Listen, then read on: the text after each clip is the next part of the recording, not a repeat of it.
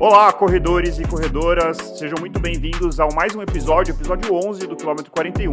Meu nome é André Moraes, sou médico e corredor amador. Estou aqui com Murilo Groschitz, treinador de corrida e corredor amador. Tudo bem, Murilo? Tudo ótimo, André. Fala, ouvintes. Prazer estar aqui novamente com vocês. Nosso episódio número 11. Pois é, passamos do 10º agora rumo ao 100, hein? Vamos chegar lá. É isso aí. Gente, hoje a gente vai falar de uma coisa que às vezes pode parecer banal, às vezes pode parecer uma coisa, não vou me preocupar com isso, o que importa é o treinamento, mas a gente vai provar aqui que tem algumas dicas, algumas coisas importantes para quando a hora mais importante chega. Quando chega a semana, quando chega a véspera da sua prova e quando chega a sua prova-alvo. A gente fala aqui, o Murilo vai falar um pouquinho, a gente fala de periodização de corrida. Então, você pega ali e você faz 14 semanas dedicada a uma prova-alvo, certo?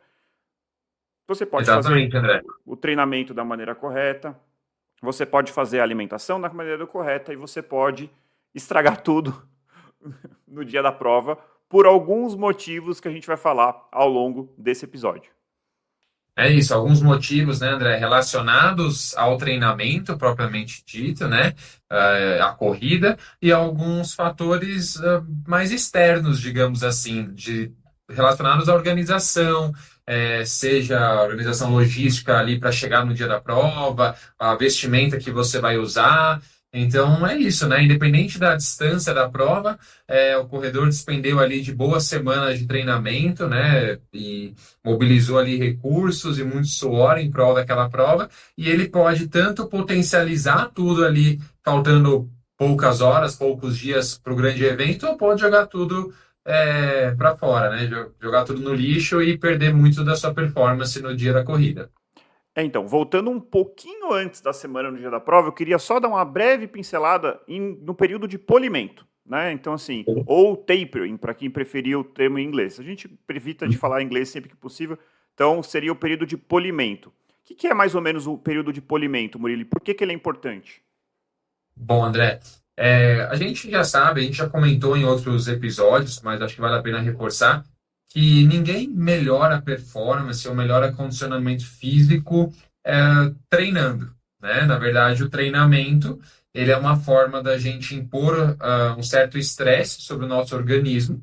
Então, a gente debilita, digamos assim, nosso organismo. Tanto é que se eu fizer um treino muito pesado agora, a gente está gravando à noite, eu fizer um treino muito pesado agora para treinar amanhã cedo, provavelmente eu não vou. Fizer o mesmo treino amanhã cedo, provavelmente eu não vou conseguir desempenhar da mesma forma. Porque, de certo modo, eu debilitei o meu organismo. E eu preciso de tempo para me recuperar. Talvez se eu fizer esse treino depois de amanhã, ou daqui 3 dias, talvez a minha performance seja igual ou até levemente superior. Claro que às vezes as melhoras não são assim tão rápidas, leva um pouco mais de tempo.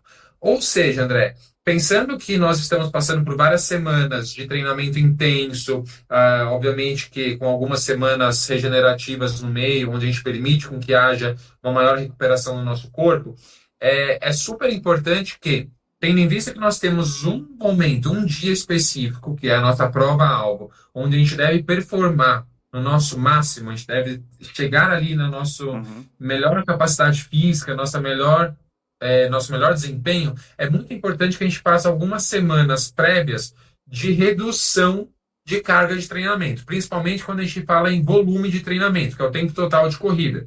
E isso não sou só eu que estou falando, isso é algo já bem estabelecido em literatura científica, e o tempo de polimento varia dependendo da distância da prova, porque a gente já sabe, né, quanto mais longa a prova, provavelmente mais longo, mais extenuante vão estar sendo os treinos do atleta e mais volumosos, né, a carga de treinamento vai ser maior, então o corpo vai levar mais tempo para se recuperar. Então, as semanas de polimento podem levar ali desde uma semana somente até 4 semanas aproximadamente. Mas mais ou menos 5, 10 quilômetros a gente fala em uma semana de polimento, meia maratona 2 semanas, maratona 3 a 4 semanas. Mas isso tudo varia também de características da prova e características principalmente individuais, sexo, idade do atleta, outros fatores também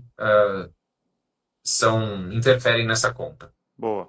O polimento, às vezes, a primeira vez que você escuta falar, ou às vezes pode ser um pouco, para algumas pessoas, pode ser um pouco contraintuitivo. Pô, mas quando chegar a prova eu vou diminuir o meu treinamento, não deveria estar no meu pico, e na verdade já tem uma robustez de literatura científica que mostra que ele é muito importante. Você vai atingir o seu pico. Depois você vai se recuperar dessa carga de treinamento para poder estar descansado no dia da prova. E às vezes é um pouco por conta disso que você, às vezes, no dia da prova, você sente que seu corpo está realmente no ápice, né? Que você está correndo completamente descansado, você acabou de fazer o pico 2 ou 3 semanas atrás e você sente que naquele dia você consegue dar o seu melhor. É isso que você deveria sentir, né? Claro que depende de muitas coisas, mas eventualmente se você chegar muito cansado, você não vai conseguir performar. Isso é uma realidade. Um outro ponto, Murilo, é assim, indo algumas semanas antes e partindo ali para a semana, na véspera da sua prova-alvo, tem 2 pontos aqui que eu queria destrinchar. Um deles é sobrecarga de carboidrato. Então, eu vou fazer uma breve introdução e você conclui. Basicamente, a ideia é você dar aumentar a sua ingesta de carboidrato na véspera. Tem gente que faz 2 dias antes, 3 dias antes, tem gente que faz uma semana antes. O mais importante é 48, 72 horas antes você aumentar a quantidade de carboidrato. A ideia disso é aumentar a sua quantidade de glicogênio, que é ali a maneira como a gente armazena esse carboidrato de uma forma de rápida utilização, para que você não precise tanto de carboidrato externa ou de buscar outras fontes de energia durante a sua prova. Aí eu te pergunto, isso que eu falei, quantos dias antes?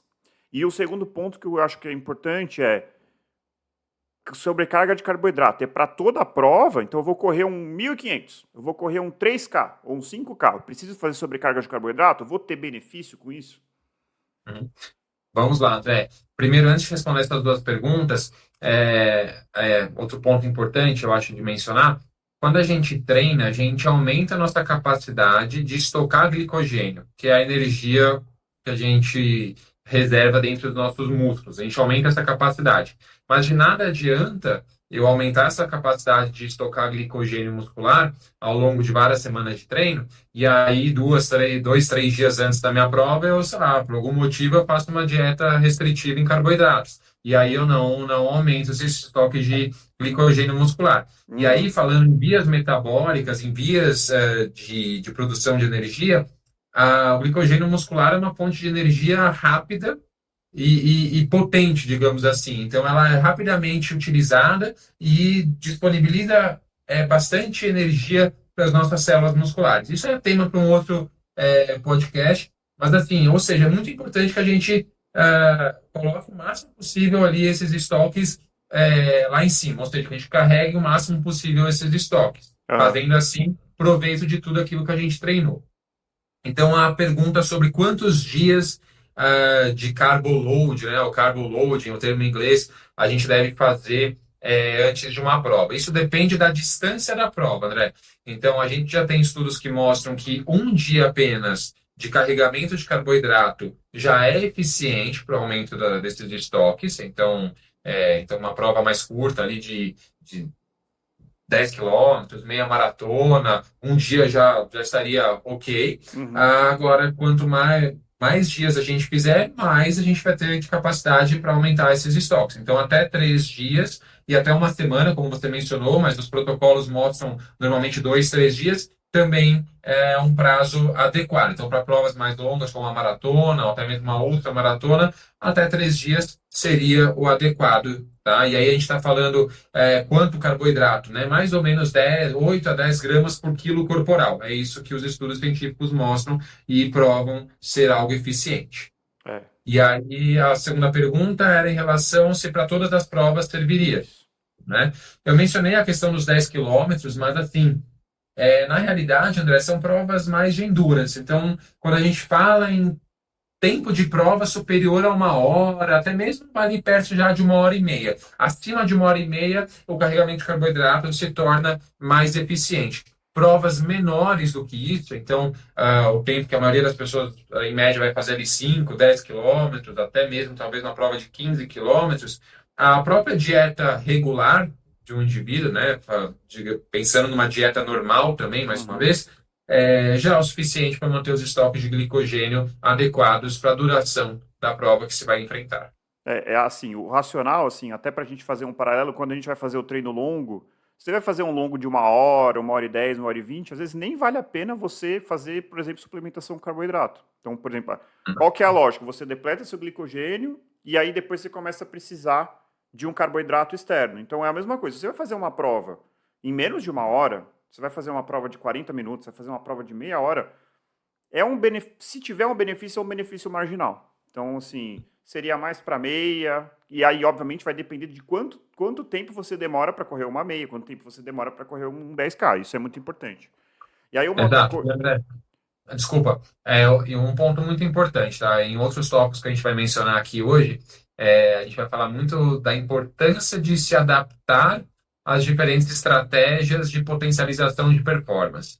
E quando a gente fala de carregamento de carboidrato, não é diferente. Então, para alguém que está ouvindo aqui esse nosso episódio e talvez no próximo final de semana tenha uma meia maratona, uma maratona, e você não foi orientado e nunca fez um carregamento de carboidratos, não é a hora de fazer isso. Sim, Porque o carregamento de carboidrato pode, por exemplo, gerar desconfortos gastrointestinais, eu ia caso você falar não isso. esteja habituado.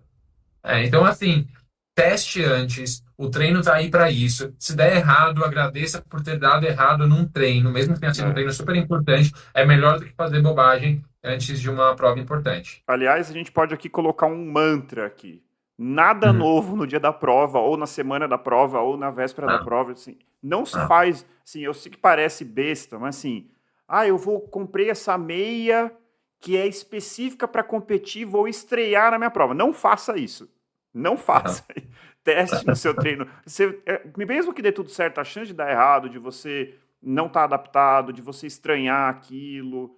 E aí, falando agora sobre sobrecarga de carboidrato, pô, uma pessoa que está acostumada a ter uma dieta, toda a mesma dieta, alinhado, tudo bonitinho, ele fala assim, pô, tem que fazer sobrecarga de carboidrato. Então eu não como massa, eu não costumo comer pão, agora eu vou trocar toda a minha refeição, vou comer um monte de pão, um monte de massa, vou comer pizza na véspera. Cara, primeira coisa, Vai lá. procure carboidratos de qualidade, tá? Então assim, não é para comer leite condensado, sabe assim? Porque isso é uma coisa que às vezes você pode fazer, já sei, eu vou aproveitar para comer um docinho que normalmente não faz parte da minha dieta. Então, como eu vou competir, eu vou fazer. Não faça isso, porque pode dar desconforto, tanto gástrico como o pior de todos, que é o gasto intestinal, você tem vontade de fazer número 2 no meio da prova. Ou na véspera da prova. Então, assim, Exato. faça sobrecarga de carboidrato, mas como o Murilo já falou, teste isso antes. Isso é muito importante. Bom, Perfeito.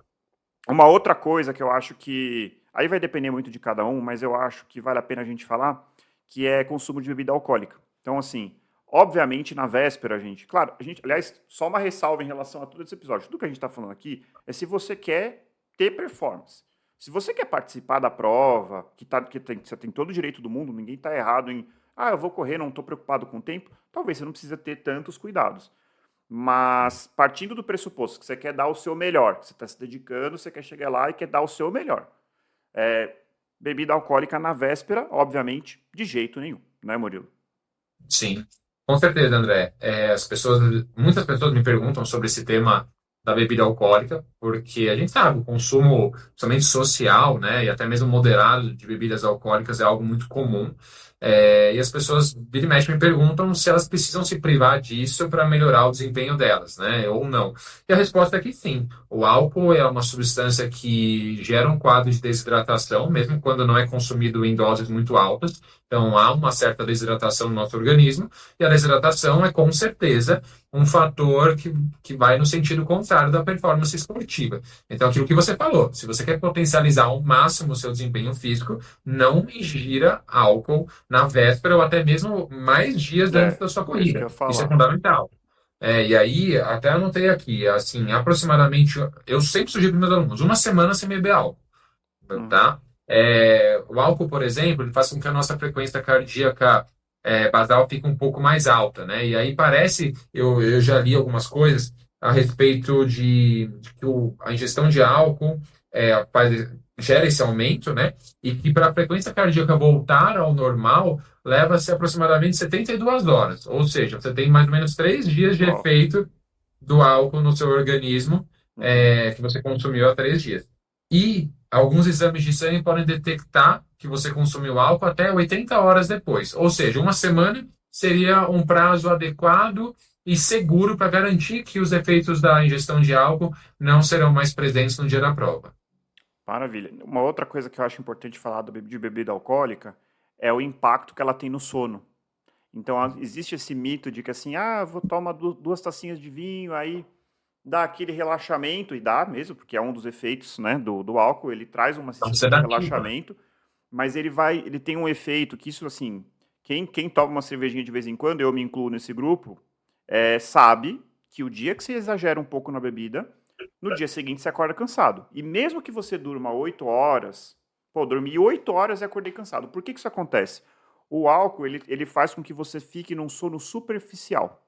Você não Uhum. tem um sono reparador. Então, assim, o impacto disso no treino, o impacto disso na prova é muito importante. E aí, dentro de mais um cuidado que você tem que ter na semana e, assim, óbvio que isso deve ter sempre, mas principalmente na semana da prova, é dormir bem. Então, e o álcool vai completamente na contramão disso. Então, assim, eu tive a Uhum. experiência recente, semana foi meu aniversário, quarta-feira, recebi algumas pessoas aqui, tomei vinho. E na quinta foi aniversário do meu cunhado. Aí fui no aniversário do meu cunhado. O que aconteceu? Meu treino na quinta-feira foi muito pior do que o normal. Meu longo foi muito pior que o meu normal. Meu Uhum. treino de domingo eu estava exausto. E hoje, que é segunda-feira, eu também tive um treino mais difícil. Pode ser outras coisas. Mas, assim, é nítido que uma semana que foi atípica, em que eu consumi, ingeri álcool 2 vezes no meio da semana, impactou no meu treino. Então, imagina numa Sim. prova. Então, assim, é um cuidado que eu acho muito válido. Com certeza, André. E eu gostaria até de ir um pouco além, falar também na ingestão de álcool pós-prova, Uhum, porque a gente sabe que, principalmente em festividades, né, como você mencionou a questão do uhum, seu aniversário, aniversário do seu cunhado, a gente está muito acostumado a ingerir bebidas alcoólicas. E terminar uma prova, né, para a qual você se preparou, né, uma grande meta ali, seja um 5K, uma maratona, normalmente a gente vai comemorar, a gente vai sair para almoçar, vai sair para jantar. E aí depois a gente pode até dar uma pesquisada também se existe uma dose ali que não seria contraindicada para reparação muscular e etc. Mas a grande verdade é que a maioria das pessoas, numa situação de festividade, vai exagerar um pouquinho mais. E aí tomar um pouco de cuidado, porque principalmente provas mais longas, onde a sudorese foi muito alta, uhum. você acabou ali com seus estoques de glicogênio muscular, você debilitou muito seu corpo, é super importante que do ponto de vista da alimentação e da hidratação, você reponha macronutrientes, micronutrientes, eletrólitos, Uhum. etc. E às vezes a ingestão exagerada do álcool, e aí não vamos entrar no mérito aqui de quantidades, a gente pode depois pesquisar e falar sobre isso mais a fundo, mas tomaram muito cuidado com esse consumo exagerado de álcool no dia da prova, pós-prova. Eu Uhum. acredito que isso vai muito contra a recuperação muscular e é super importante você, talvez, priorizar alimentos e bebidas de maior qualidade, talvez deixar esse consumo um pouco mais intenso para 2, 3 dias depois, seja algo mais É, seguro, mais adequado. isso é difícil, né? Porque geralmente vem aliado confesso que nessa parte aí eu ainda preciso melhorar. Que depois da prova você fica animado, você quer comemorar, Aham. você geralmente passou por um período de privação, de várias regras, você quer dar aquela extravasada. Às vezes eu acho um pouco mais difícil, mas eu concordo que no mundo ideal, o risco de Hum. desidratação ele aumenta bastante. Uhum. Aí, Murilo, um outro ponto que eu acho interessante a gente falar, que vai um pouco de encontro a tudo isso, é a questão da véspera, né? Então, Uhum. o que a gente pode fazer para minimizar aquela ansiedade que todo mundo tem, não precisa ter vergonha, é normal ficar ansioso. Às vezes o medo de não conseguir dormir na véspera, geralmente as provas são de manhã, e você sabe que se você dormir bem vai ser importante. Eu tenho alguns rituais ali para tentar minimizar, mas o que você recomendaria, assim, em termos de véspera, para a gente ter uma véspera da prova tranquila? Uhum. Bom, André, eu acho que o mais importante na véspera de uma prova é você, tudo que você precisar arrumar, preparar, você já fazer isso nessa véspera, tá? Então, aí entra, por exemplo, a vestimenta que você vai usar no dia da corrida. Então, aquela foto clássica de Instagram, de story ali, que o Uhum, pessoal posta já com a roupa preparada na cama, o número de peito colado no peito, né? uns alfinetes. Parece bobo, mas, poxa, isso aqui dá um trabalho do cão com aqueles Sim. alfinetes. Você deixa para fazer ali 10 minutos antes da largada, um sufoco. E você pode olhar ao redor, sempre vai ter alguém fazendo aquilo na hora, furando o dedo ali, passando o maior perrengue, sabe? Deixa o seu tênis preparado, a sua meia, tudo que você puder deixar já arrumado, já tira uma dose de ansiedade bem grande de cima de você. Isso ajuda bastante. Parece bobo, mas assim, quando você chega ali na véspera de uma grande prova, algo para o qual você se preparou, e você ainda tem essas pendências, isso gera um estresse muito grande, que facilmente vai atrapalhar a qualidade do seu sono, você vai levar horas para dormir, e é muito engraçado, né? Porque eu já passei por isso várias vezes. Com corrida eu nunca virei à noite, mas com provas de triatlon eu já passei noites em claro algumas vezes, assim. E é impressionante como é algo torturante, porque algo pelo qual você nunca passou durante os treinos. Aí você chega na véspera de uma prova, que você ali ainda tem que arrumar algumas coisas no dia, você tem aquela preocupação no caso do triatlo com as transições, e aí aquilo fica passando na sua cabeça, e aí você Uhum. começa a ficar, nossa, passaram 10 minutos que eu tô aqui na cama e ainda não dormi. Nossa, passaram agora 15. E aquilo vai te deixando estressado, vai liberando adrenalina, você começa a ficar nervoso, e aquilo vira um círculo sabe? E aí você Sim. entra num loop e você, pronto, quando você vai ver, você passou a noite acordado. Então, assim, o principal é você deixar tudo que você pode arrumado na véspera. Acho que é o mais importante. E eu acrescentaria, Murilo, uma coisa que, na verdade, pode parecer besteira, como várias coisas que a gente está falando aqui, mas não deixa para fazer, tipo, à noite, antes de ir para a cama. Se você puder, ó, duas coisas. Se você puder, retira seu kit 2 dias antes. Então, vamos supor que a prova é no domingo. Se você puder retirar seu kit na sexta-feira, se for possível, faça isso. Porque você já pega o kit, já vê o número. Uma coisa que aconteceu comigo, eu na Maratona de Buenos Aires, peguei meu kit, aí cheguei no Airbnb que eu tava, tal, tranquilo, não tinha alfinete. Uhum. Não veio alfinete. Aí, como eu tinha pego 2 dias antes, eu saí na sexta-feira com tranquilidade pela cidade para descobrir como é que fala alfinete em espanhol, que eu já esqueci, mas saí pela cidade para arranjar um alfinete para conseguir botar. E aí, assim, no sábado de manhã eu acordei, coloquei minha roupa toda separada. Faz de manhã, porque aí você consegue resolver tudo que você tem de pendente e já vai pensar em outra coisa. Não fica. Uhum. Se você, vamos supor, vai dormir às 9 e 8h30 você está lá preocupado, arrumando a coisa, sua cabeça já vai entrar na pilha da prova. E isso, para quem tem um pouquinho mais de ansiedade, para quem já teve episódios de insônia, isso acaba ativando a sua cabeça para um lado que não é o que você quer. E aí o que eu digo é o seguinte: tente já, se possível, né? Se possível, tanto nos dias que antecedem a prova, já ir acordando mais ou menos no horário que você vai acordar no dia da prova.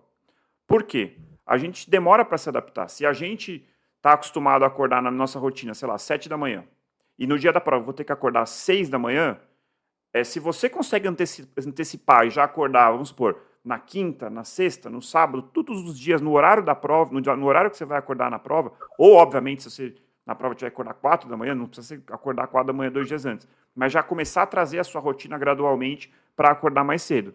O que vai acontecer? Quando chegar no dia, na véspera da prova, você vai estar cansado, você vai estar adaptado a ir dormir mais cedo, vai estar adaptado a acordar mais cedo, isso vai ter um fluxo muito mais tranquilo. Outras Isso. dicas. Pode falar, Murilo. Não, eu ia falar até para necessidades fisiológicas mesmo, né? Vontade de ir Exato. ao banheiro, né? Você conseguir fazer o número 2 ali de manhã é essencial para Com você também certeza. correr bem, né? E à vontade. Você também às vezes sentir fome, né? Para quem toma um bom café da manhã, né? Se você está acostumado a acordar às 7, se acordar às 5 pela primeira vez na vida no dia da sua prova, provavelmente você vai acordar sem fome nenhuma. Como você vai comer? Você É, vai entuchar a comida dentro de você? Não vai ser legal. Então, também para com esses outros certeza. fatores. E algumas coisas assim, a última refeição, não faça, vamos por assim, eu decidi que eu vou dormir às 9, 8h40 eu vou jantar. Não faça isso. Tente ter uma refeição um pouquinho mais cedo, para você digerir um pouco aquele alimento e não deitar com aquela sensação de estufamento, aquela sensação. Evitar refeições copiosas, assim, grandes refeições também na véspera, isso ajuda muito. Isso, inclusive, tem a ver com higiene do sono, que a gente até já falou em algum episódio aqui rapidamente. E ainda na linha da higiene do sono, não vai entrar em Instagram antes de dormir, ficar vendo vídeo de prova, não vai botar música motivacional, porque tudo isso vai ativar a sua cabeça e te levar para o dia da prova. Isso daí, para quem...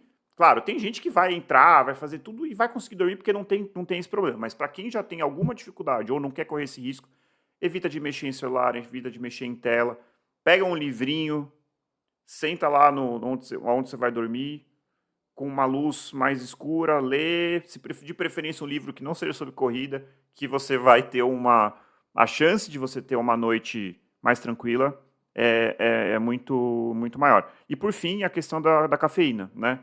Para quem é como eu, assim, que ama café, às vezes é tentador, né? Pô, tem aquele almoço um pouquinho mais tarde, ou mesmo na janta, na véspera, dá vontade às vezes de tomar um cafezinho e tal. Se puder evitar, é muito melhor, né? Porque que a gente sabe, ali não só café, né? Também bebidas estimulantes energéticos, chás que tem cafeína, como chá verde, como chá preto, como chá mate. Evitar qualquer uma dessas bebidas também, que isso é mais uma coisa que pode ali agravar uma tendência a ter dificuldade de dormir na véspera da prova, que é sempre mais difícil mesmo de dormir. Com certeza. Se não me engano, o tempo de meia-vida da cafeína é mais ou menos 6 horas na É corrente bastante. sanguínea. É bastante É coisa. Então, bastante. se você vai dormir um pouco mais cedo, vamos supor, você vai dormir 9 horas, né, da noite, quer dizer que se você tomar um café às 3 horas da tarde, ela vai estar no tempo de meia-vida dela às 9 horas da noite, na hora que você for dormir. Isso não É, quer dizer que ela já saiu totalmente do seu organismo, né? Quer é, dizer que talvez a ação dela esteja começando a reduzir, mas talvez ela ainda influencie na sua noite de sono. Então, aquilo que você falou, talvez o último café do dia seja o de manhã, né? exato. Para ter algo Exato. mais É o seguro. que eu recomendo, assim. Você está acostumado a tomar café de manhã, acorda, toma o seu café, não precisa sofrer. Não vai também tomar 10 xícaras de café de manhã. Toma o que você está acostumado e depois não toma mais. Isso eu acho que é uma... Eu até já cheguei a ver algumas pessoas que recomendam, isso eu acho um pouco loucura, mas assim, tem um racional por trás. A pessoa desmama o café nas semanas anteriores à prova, e aí no dia da prova volta com café, porque a gente cria resistência ao café. Uhum. Então, isso é uma coisa que é um opcional. Eu não faço, não sei se eu recomendo, mas eventualmente é uma estratégia. Se você quiser desmamar o café, e aí no dia da prova você volta. Você fica uma semana, 2 semanas sem café e volta a tomar no dia da prova. Para que a pessoa tenha Eu não consigo ficar um dia sem café, então eu não faço isso. Mas para quem não tem esse problema, se quiser, é uma possibilidade também. a potencializar os efeitos ergogênicos do café, seria isso? Exatamente, exatamente. Entendi. Assim, porque é aquela coisa, assim, eu tomo uma xicrona de café, não sinto nada, assim, notório, porque eu já tomo café todo dia. Então, agora, uma pessoa que, se você desmama, você vai ter ali o efeito mais importante. Uma outra Entendi. coisa da véspera, Murilo, uma coisa que, assim, nos Estados Unidos tem uma cultura muito grande, no Brasil acho que não tanto, mas acho que está crescendo, algumas assessorias já fazem, que são as corridas de véspera, né? Então, assim, é um pouco contraintuitivo. Por que que eu vou correr uma maratona no domingo e no sábado eu vou correr? E, assim, é discutível. Eu até cheguei a ver algumas coisinhas, tem gente que é super defensor. Então, quais seriam os potenciais benefícios de uma corrida de véspera e quais seriam os potenciais malefícios de uma corrida de véspera? Obviamente, é uma corrida leve, de pouco tempo, de pouca quilometragem, numa intensidade baixíssima. Mas o que você vê nesse sentido? Bom, André, para começar a falar desse tópico, o mais importante é a gente entender que o que deve ser treinado para uma prova-alvo até o dia da véspera já foi, já passou, né? Você já não vai ter mais nenhum tipo de ganho ali significativo em desempenho, em treinamento mesmo, né? Em resposta ao treinamento na véspera da sua prova. O que acontece, essas provas de véspera, elas acabam tendo um benefício muito mental, barra psicológico, digamos assim. Então, para pessoas que são muito ansiosas, principalmente quando envolve uma viagem, né? As provas, quando você vai para outra cidade, outro estado, outro país, muitas vezes, para correr uma prova, e às vezes chega muito ansioso, você não conhece o percurso, você não conhece o local, às vezes o clima está muito diferente, está muito quente, está muito frio, e você fica ansioso com esses parâmetros. Então, às vezes, fazer ali uma corrida de 10, 15, 30 minutos aproximadamente, é algo que pode te tirar um pouco de estresse, te deixar um pouco mais relaxado. Então, nesse sentido, é uma corrida válida. Para quem também enfrentou uma viagem de longas horas dentro de um avião, por exemplo, então uma prova é no domingo, você viajou na sexta e você chegou com as pernas inchadas, chegou ali com aquela nhaca de voo, sabe? Hum, E a corrida pode ajudar um pouco na circulação sanguínea, a você se sentir um pouco melhor, você tirar um pouco desse inchaço. Isso pode ajudar também nesse quesito físico, digamos assim. Mas alguns cuidados precisam ser tomados, né, André? Para aquelas pessoas, mais uma vez, que não estão acostumadas, não é uma prática uhum, interessante. Então, para quem fez todos os seus longos sem um day off no dia anterior, eu não recomendaria que você fizesse essa corrida leve na véspera. É muito importante tomar cuidado também com a intensidade, com a duração dessa corrida. É claro que para um maratonista, uma maratonista, principalmente uma corrida curta de 10, 20 minutos, vai gerar um estresse muito grande uhum, para impactar a performance. Mas se for feito numa intensidade muito alta, pode ser que sim. com Então tome certeza. cuidado com a duração e também com a intensidade. Né? Acho que Né? são dois E pontos tem bem o risco importantes de para torcer finalizar. o pé, tem Sim. o risco de algum acidente, assim, eu acho assim, eu não tenho opinião formada ainda sobre isso, para ser Hum, sincero, eu nunca fiz, e acho que eu hum, vou testar algum dia. Acho que o que deve ser bom é porque eu, pelo menos, tenho isso. Assim, quando você está no período de polimento, você começa. Você, assim, você começa a se sentir meio enjaulado, assim, tipo, nossa, eu queria tanto correr, eu tô parado.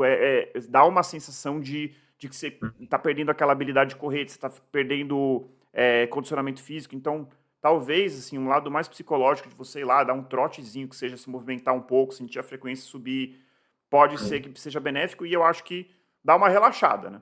Se correr ali Sim. 20 minutos, basta você dar uma relaxada, você vai ter aquela sensação de bem-estar, uma endorfina, você pode estar também ajudando aí até uma noite mais tranquila, ter uma... Porque a gente faz exercício de baixa intensidade, assim, você tende a dormir melhor, então pode ajudar também nesse sentido.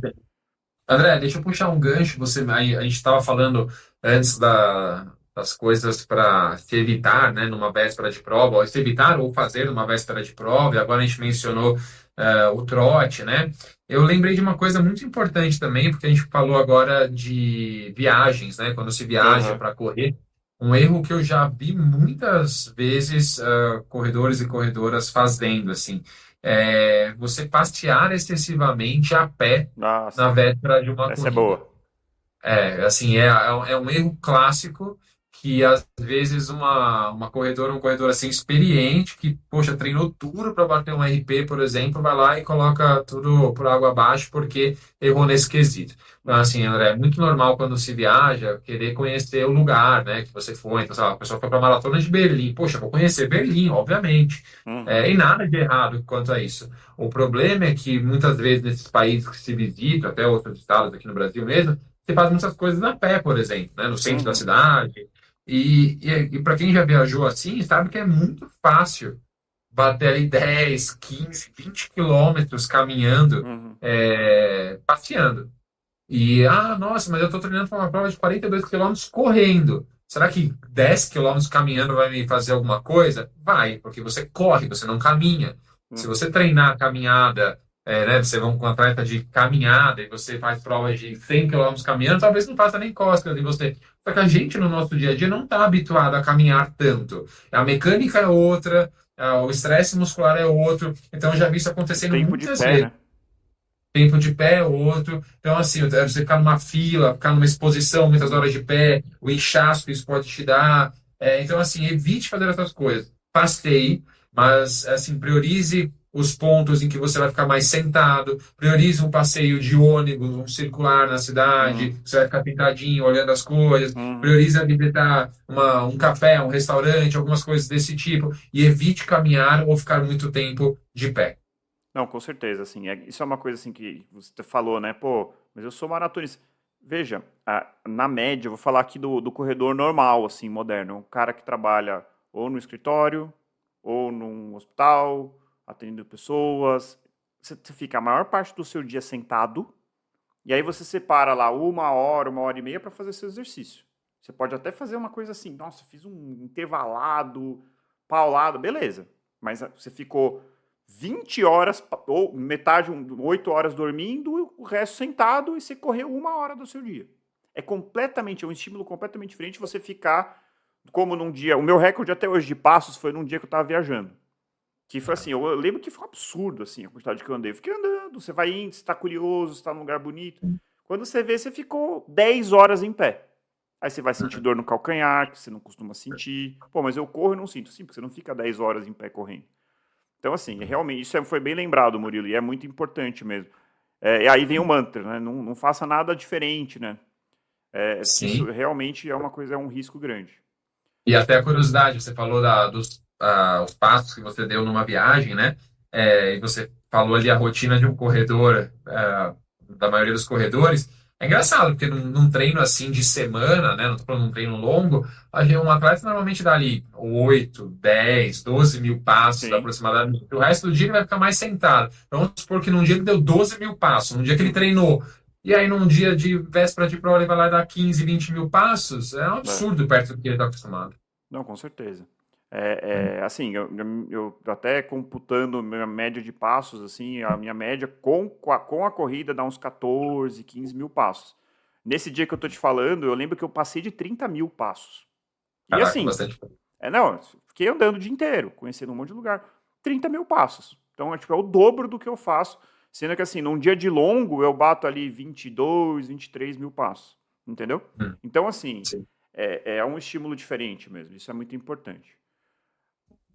Mais uma coisa, Murilo. A questão de alimentação. Né? A gente já falou sobre carboidratos, mas, assim, na véspera, no dia, quais são os cuidados Uhum. que a gente tem que ter? Na semana, além da sobrecarga de carboidratos que a gente já falou, mas assim, cuidados gerais. Bom, André, mais uma vez vai a máxima, não fazer nada que você não esteja acostumado. A gente brincou ali quando estava falando de carregamento de carboidrato, a questão dos doces, né? Não é porque tem que fazer carregamento de carboidrato, você vai comer doce, e o doce ali também por conter muita gordura. Então, evitar Uhum. alimentos muito gordurosos, alimentos que você pode ter algum tipo de, mais uma vez, desconforto gastrointestinal. Evite isso. Quando a gente fala em viagens, né, quando a gente está num país diferente, num estado diferente, com uma cultura diferente da nossa, que é aquela que a gente está habituada, não é a hora de você conhecer um restaurante local, por exemplo. Tente ali optar por uma comida mais internacional, algo que você já esteja mais acostumado, esteja inserido na sua rotina. Eu acho que isso é bem importante, né? Quando a gente viaja para fazer uma corrida, tenta ali, poxa, pelo menos nos 2, 3 dias que antecedem a prova, ainda manter algo mais parecido possível. Uhum. Qualquer coisa, vai ali no mercado, tenta achar ali uma massa, algo que você possa preparar no É isso Airbnb, que eu ia falar. né? É uma opção interessante. Eu acho que você fez isso, né? Eu acho que em Buenos Aires você falou para mim que você ficou num Airbnb, você Sim. comprou massa, né? E Eu, fez. acabei, Acho eu, que eu, eu tive essa ideia, mas acabei comendo num restaurante. Isso foi ótimo, assim, mas a tá. minha ideia inicial era cozinhar. Pois é isso, mas você optou por uma massa, algo que também tem aqui no Uhum. Brasil, não foi algo nada diferente, né? Então, E assim, assim, foi é lá e comeu uma tentador, né, Murilo? empanada. Você tá em Buenos Aires, você vai querer comer doce de leite no café da manhã, que é um negócio que você não faz. Você tá nos Estados Unidos, nossa, quero comer aquele café da manhã clássico americano com bacon, com Sim. gordura. Você não faz isso normalmente, então não inventa moda. Depois da prova você faz o que você quiser. Mas Aham, não mude a sua dieta, assim, e não queira desbravar a gastronomia local aham. antes da prova. Deixa isso para depois. E também, né, André, nem ouça também conselhos de amigos, né, e amigas. Então, aquelas pessoas bem intencionadas que às vezes vão chegar para você e falar: Nossa, olha, eu toda véspera de treino eu tô comendo um pote de açaí, né, com granola, e tá me fazendo super bem. Legal, bacana, né, mas assim, não é hora de você testar essas coisas. É. E aí entra nesse mérito também a questão de suplementos, né, não é hora de Hum, você testar com suplementos certeza. novos, Aliás, né, você testa. Aham. desculpa, pode falar. Não, testar, tipo, sei lá, o termogênico X, seu amigo, sua amiga falou que é bom. Cara, você vai, sei lá, você vai infartar no meio da prova, sabe? Você vai passar mal, Exato. você vai ter uma taquicardia na véspera na largada que vai te deixar super ansioso e preocupado com a sua saúde até. Então não é hora de fazer essas coisas. Não, e assim, suplementação, isso é um podcast, um outro episódio, mas assim, suplementação durante a prova, não só você não deve trocar o seu gel de carboidrato, Uhum. você deve, inclusive, treinar a suplementação antes. Então, Uhum. para você chegar e correr numa maratona e tomar 5, 6 géis de carboidrato, você tem que ter treinado no seu longo. Como que é tomar, se isso não te dá náusea, se você toma com água ou sem água. Isso tudo deve ser muito bem planejado. E uma outra coisa que isso é uma coisa bem comum, assim, que eu vejo. A pessoa fala assim, pô, eu vou correr uma maratona amanhã. Então eu vou acordar cedo, vou tomar um cafezão da manhã. Tudo bem você fazer isso, desde que você tenha treinado o seu corpo para isso. Então, assim, se você está fazendo os seus treinos longos, come uma fatia de pão, faz o treino longo, e é assim que você se acostumou, não vai inventar no dia da prova, não. Como hoje é o dia da prova, eu não vou comer uma fatia, eu vou comer 3 fatias de pão, vou comer 2 bananas, vou comer granola. Você tem que fazer o que você treinou. Então, assim, Perfeito. é até recomendável que você tenha um café da manhã reforçado antes do dia da sua prova, desde que você tenha treinado isso no seu treino longo. Então, isso Uhum. acho que é uma dica muito importante. Excelente, André. E você falou dos géis de carboidrato. Leve seus géis de carboidrato sempre, tá? Para que você não fique ali depois no lugar que você está, seja no Brasil ou fora, procurando um gel de carboidrato. Provavelmente você não vai encontrar a marca que você usa. Então, assim, leve os seus daqui, a melhor forma, para isso não gerar nenhum tipo de estresse em você. Uhum, A questão de suplementos, mais uma vez, assim, primeiro, tem orientação de um profissional para você também escolher seus suplementos, além de treiná-los também, né, uhum, de praticar o uso deles. Até porque a gente vai falar, vai ter outros episódios sobre suplementos específicos, até porque são poucos os suplementos que realmente são efetivos para a corrida, exato. né? Então, dá para contar talvez numa mão, talvez no máximo em 2 mãos, a quantidade de suplementos que são efetivos, né? Então, não invente moda. Com certeza. Uma outra coisa, Murilo, que a gente deixou passar, assim, a questão de quando você vai viajar, e você vai viajar de avião, em relação à sua mala, pode despachar tudo, despacha o tênis de corrida, despacha a roupa que você vai usar no dia, o que que você recomenda nesse Tá. sentido? Bom, talvez alguns que nos ouvem aí nunca tenham tido uma mala despachada extraviada, né? Mas talvez o dia do azar aconteça bem na véspera, ou ali 2, 3 dias antes de uma corrida importante, dia que você chegou no seu destino. Então, André, a dica principal, eu já vi isso acontecendo com atleta, eu já vi 2 vezes, a atleta ter a mala extraviada, a mala na qual estava o seu short de corrida, a sua camiseta de corrida, o seu tênis. Na época ainda não existia tênis de placa com placa de carbono, eu acho que não existia. Mas vamos por hoje em dia, o cara tem um tênis de placa de carbono, vai levar, colocou na mala para despachar e a mala foi extraviada. Imagina o caos que isso não vai Exato. gerar ali na frente. Então, assim, tudo que você for usar no dia da prova, leve na mala de mão. Isso é muito importante, tá bom? Porque, Uhum. assim, em relação a você não fazer nada que você não esteja acostumado, isso entra para vestimenta também. Então, se você perder ali a sua roupa, o seu tênis, poxa, você vai comprar um tênis lá, beleza, se for o mesmo, mas ele não está amaciado. Aí você vai comprar um É, diferente, talvez te dê uma bolha, te dê uma dor. Ou você vai comprar uma camiseta diferente, ou você vai usar a camiseta da prova, tá? E outro erro, tá? Outro erro que eu brinco, né? Quanto mais. Eu vou usar esse termo, não, esse termo é errado, eu falaria mais amador, mas não é. Mas assim, provas, digamos as provas de entrada, tá? Que a gente tem aqui em hum, São Paulo, em outras cidades também, a gente vê muita gente correndo com camiseta da prova. Você pode uhum. ver, isso é muito comum. Sim, Sai acho que até é a maioria. a maioria. Mas assim, isso é um erro, porque eu já vi gente, tipo homem principalmente, que a camiseta vai direto na pele, o mamilo assar e começar a sangrar, Uhum. sabe? Talvez isso é uma prova de 5 Você não sabe quilômetros. como que é aquela camiseta, né? Exato, às vezes é um tecido mais áspero que te gera uma certa. Que tá mais frouxo ou mais apertado. Perfeito. Então, assim, e aí te machuca, isso numa prova de 5 quilômetros talvez não seja algo tão incômodo, porque acaba relativamente rápido. Agora, imagina isso numa meia maratona e numa maratona. Imagina o seu mamilo sangrando no 8º quilômetro da maratona e É. você ainda tem ali 34 quilômetros pela frente, O- sabe? Horrível. Outra coisa que pode acontecer, Murilo, feira. Então o cara vai fazer a primeira maratona, vai lá na feira, aí ele vê lá um modelo de um tênis que ele sempre sonhou em ter, já acha que tá um preço legal, se empolga, compra o tênis de placa que ele sempre quis e resolve usar no dia da prova no dia seguinte. Todo tênis, assim, eu não sei se os corredores vão perceber isso, mas assim, No primeira vez que você coloca no pé, por melhor que seja o tênis, ele não tem a forma do seu pé. E principalmente os tênis de placa e os tênis com espumas de alta tecnologia, elas precisam ser amaciadas. Então, assim, o ápice da performance daquele tênis, ele vem depois de alguns quilômetros que você usou. Né? Então, assim, é uma coisa assim, a gente já falou isso várias vezes, mas assim, não se empolga e muda a estratégia. Outra coisa, gel de carboidrato. Muita gente deixa para comprar na Expo, aí não tem o que você quer. Ou você encontra um lá que alguém te promete que é o melhor gel do mundo, você resolve trocar a estratégia. Não faça isso, tá? Então, acho que sobre isso a gente já deixou bem claro, para não inventar nada no dia da prova. Uma coisa que eu queria falar, Murilo, pode falar.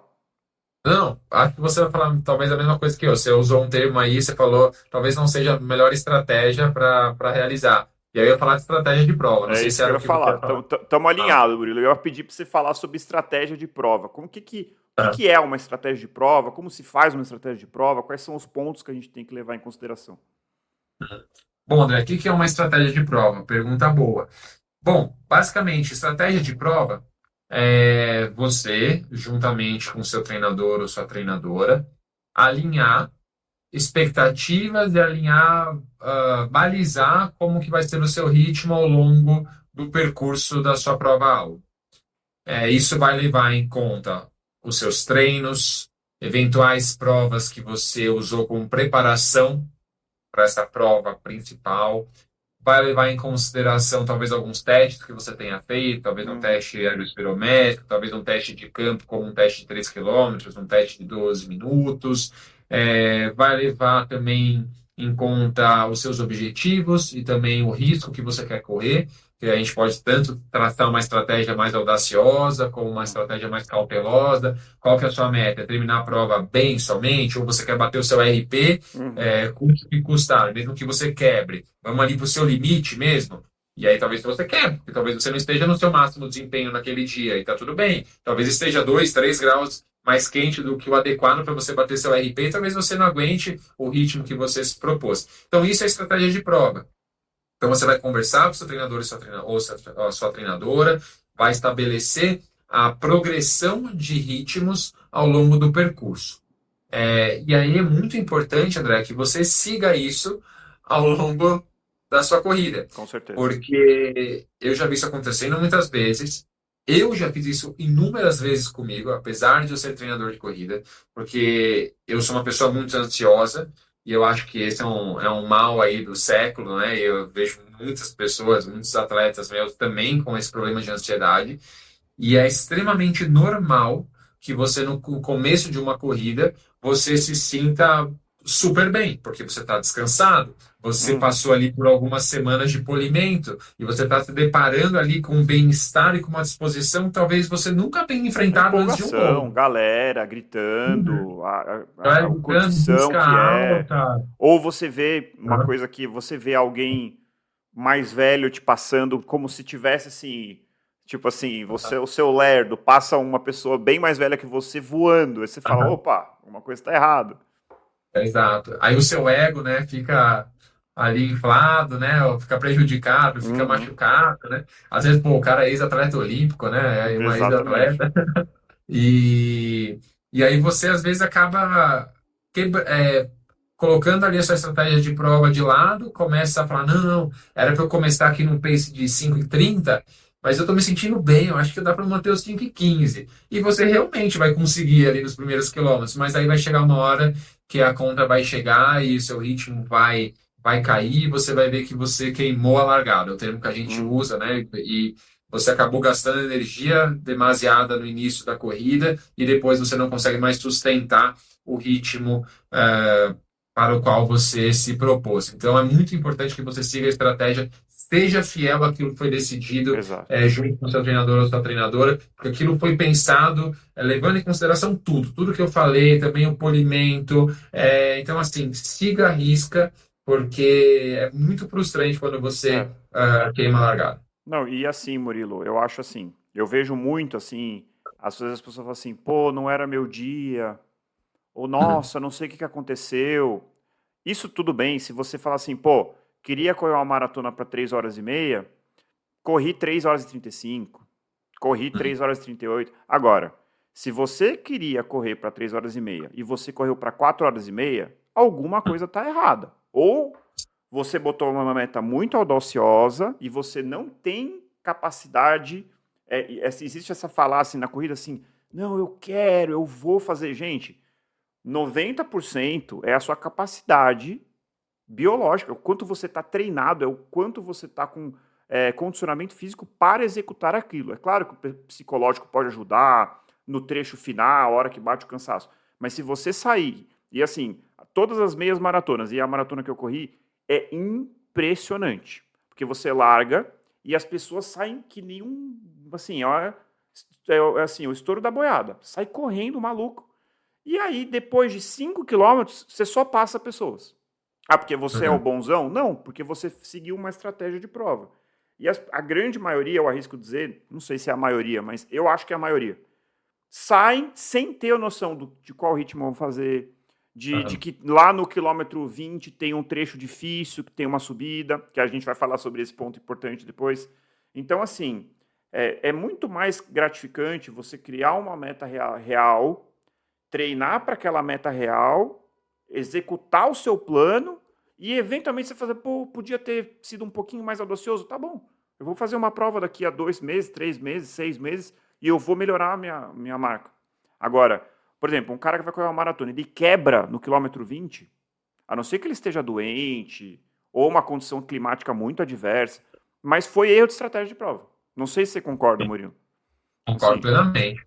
Concordo plenamente. A sensação de você terminar com uma percepção, nossa, podia ter puxado um pouquinho mais, ter tirado 1, 2, 3, 5 minutos, é 1000 vezes melhor do que a sensação de você quebrar numa prova. Talvez até você tenha já ouvido a história de alguém que não seguiu uma estratégia de prova e se deu bem, mas assim, é uma em um milhão de histórias de pessoas que quebraram. Isso pode acontecer se você não fez uma estimativa da sua performance adequada. Isso não vamos entrar no mérito, tem várias maneiras de você estimar.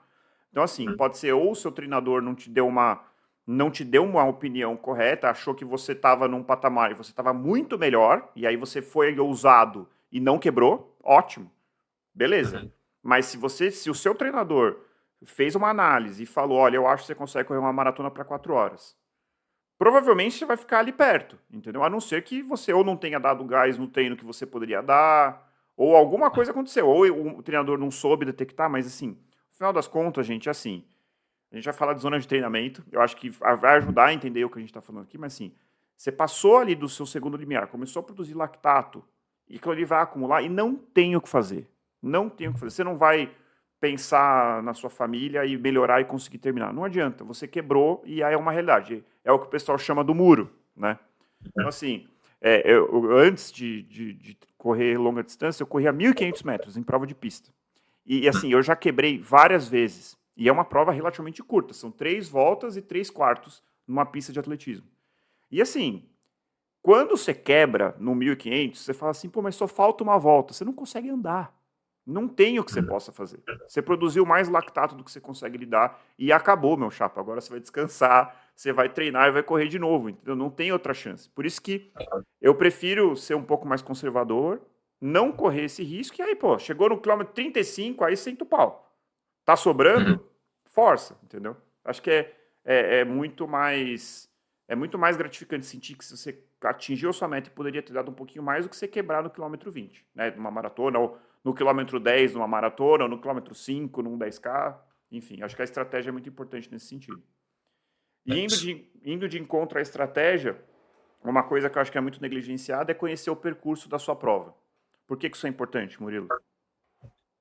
André, a gente tem provas com percursos mais fáceis, digamos assim, provas planas, poucas curvas, mas a gente tem inúmeras provas extremamente técnicas também, provas com muitas subidas, muitas descidas, e tanto subidas quanto descidas têm ali os seus desafios, provas com muitas curvas, né? Nos podcasts anteriores, episódios anteriores, quando a gente falou sobre algumas majors, né? A gente falou sobre esse assunto, né? O percurso das majors, como é que é, E a gente falou num desses episódios sobre a quantidade de curvas, de quebras ali, né, no Uhum. percurso, isso tira bastante do ritmo. Então, isso é super importante, tanto para definir a estratégia de prova, né, e levar isso em consideração na hora de planejar, né, de pensar, nossa, agora é um momento em que tem uma subida de 1,5 km, 2. Então, não tem como eu manter o mesmo ritmo, eu estava mantendo no plano, é impossível. Se eu fizer isso, eu vou aumentar a minha intensidade de exercício, talvez ultrapassar ali o meu segundo limiar ventilatório, começar a produzir muito lactato, e aí eu vou quebrar, como você Uhum. falou,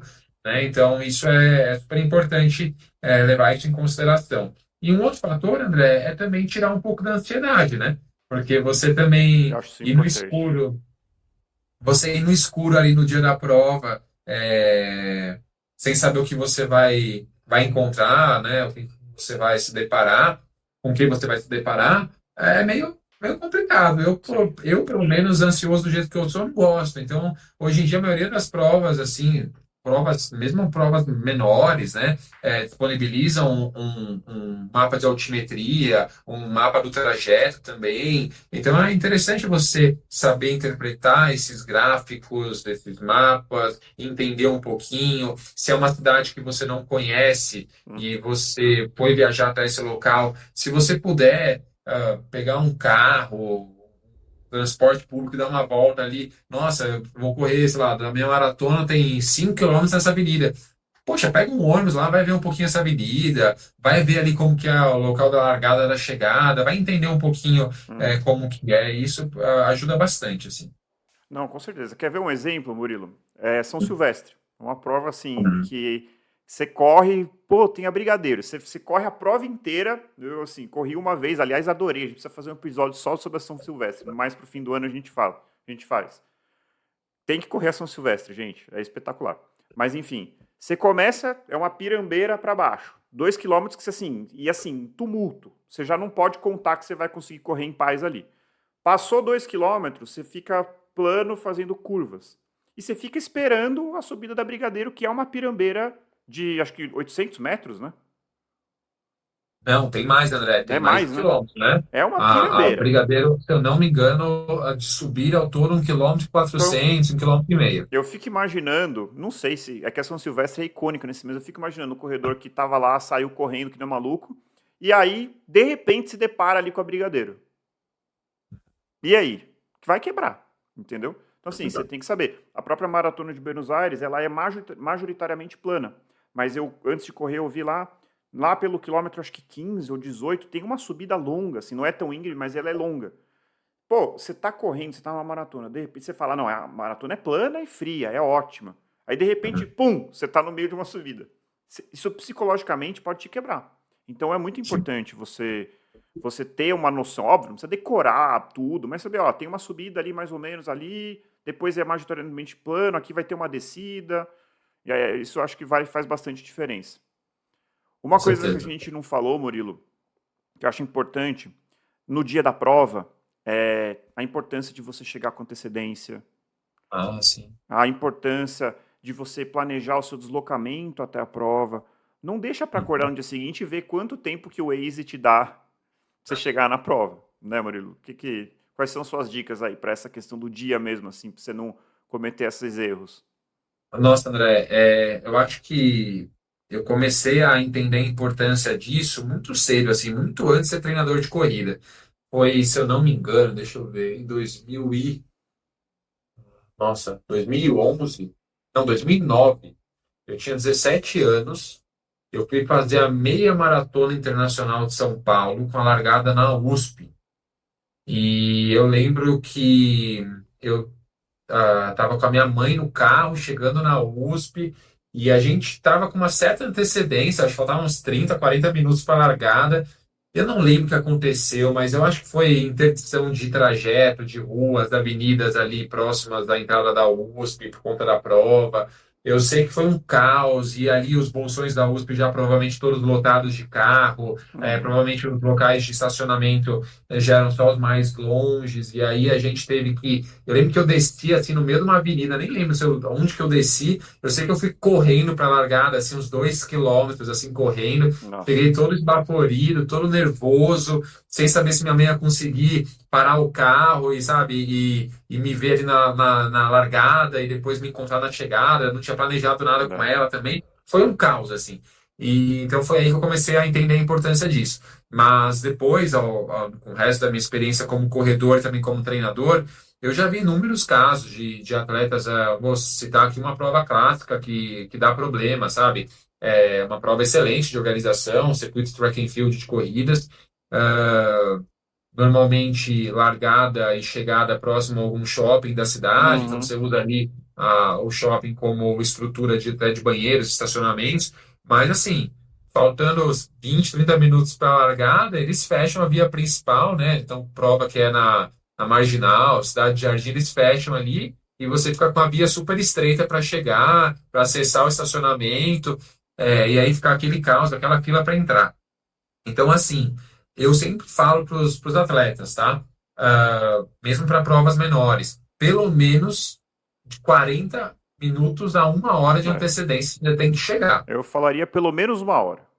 Pelo menos uma Eu hora. quase falei isso, mas eu falei, alguns vão me xingar, mas então É. vamos falar isso. Eu concordo com você, Pelo André. menos uma Pelo hora. menos 1 hora.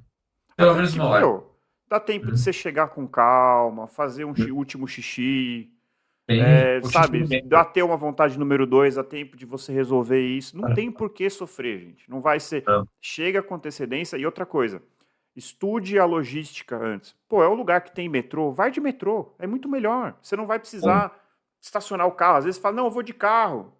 Você não chega lá, não tem onde estacionar, tem interdição de via. Então, assim, se não tiver metrô, em Buenos Aires eu usei essa estratégia. Pedi no Airbnb o contato de alguém, algum motorista lá. O cara me fez um preço de taxista. Só que eu falei, olha, 4h30 da manhã você está na frente do meu Airbnb. O cara chegou, me levou. Cheguei lá, tava interditado. Eu tive que descer numa rua acessória, mas aí tava assim, a 1 quilômetro da prova. Fui lá, tranquilo. Então, assim, não deixa para pedir Uber no dia, se for uma prova muito grande que movimenta a cidade, às vezes Você não você não vai consegue. conseguir, vai estar todo mundo pedindo ao mesmo tempo. Então, assim, estuda a logística para você chegar, assim, com uma certa antecedência. E, se possível, hospede-se próximo à largada. Pronto. Se possível, tá? Se for fora da sua cidade. Né? Não, se você, claro, às vezes, dependendo da prova, pode ser um pouquinho mais caro, mas sim, você ter que acordar e cruzar a cidade, né, para chegar na sua largada, às vezes é um pouco inconveniente. É isso. E 1 hora, viu, André? Aquilo que a gente falou anteriormente sobre chegar com 1 hora de antecedência, não é muito. Parece muito, mas não é. 1 hora É. passa voando. Assim, é o tempo literalmente de você, de repente, deixar uma coisa no guarda-volumes, ir ao banheiro, se fazer um aquecimento decente ali Uhum. pré-prova. Poxa, quando você vai ver, já está na hora de você ir para a largada, pegar um bom local ali para largar, entrar na sua baia de ritmo, né? Ou Uhum. para você que corre forte, conseguir um local mais próximo à linha mesmo de largada. Então, assim, passa super rápido. Então, 1 hora, eu acho que é o número exato aí. Boa, Murilo. Bom, acho que a gente falou bastante dica aqui, né? Aham, com certeza. Bom, acho que assim, sempre vai ter, cada um tem seus rituais, assim, e assim, descubra o que serve melhor para você, né? Assim, Uhum. cada um é de um jeito. Então, assim, eu, por exemplo, tenho o problema do xixi. Eu tenho que fazer uns 3, 4 xixis antes para não precisar fazer xixi no meio da prova. Então, já, Aham, já tem que acordar mais cedo ainda, senão você vai ter que, pô, no meio da prova você tem que parar para ir no banheiro. Então, assim, uhum. conheça o seu corpo, teste, treine, e tudo isso para você poder aproveitar a prova sem estresse, com tranquilidade e dar o seu melhor, que eu acho que esse que é o objetivo, né? É isso aí, André, com certeza. Espero que todos tenham gostado aí das nossas dicas, o que fazer e o que não fazer antes do grande dia, né? E eu acho que vale a pena, né? Testar, colocar em prática, essas dicas, porque, poxa, vocês treinaram tanto, né, para correr ali uma determinada prova. E isso eu não estou falando de só maratona, estou falando de qualquer prova. Para você que está começando a correr, talvez seus primeiros 5 quilômetros, né? Que talvez seja uma prova que você vai lembrar pro resto da sua vida, e aí você vai chegar faltando 10 minutos, né? Putz, assim, ficar numa largada de prova, assim, você vê tanta gente passando sufoco, pessoa largando 15, 20 minutos atrasado, né? Então, para que passar por isso? Você não merece passar esse sufoco, não. É isso aí. Maravilha, Murilo. Muito obrigado mais uma vez. E é isso, corredores. Encontrem um motivo para continuar correndo e nos vemos no próximo quilômetro 41. Obrigado. Valeu, pessoal. Obrigado. Até a próxima. Falou.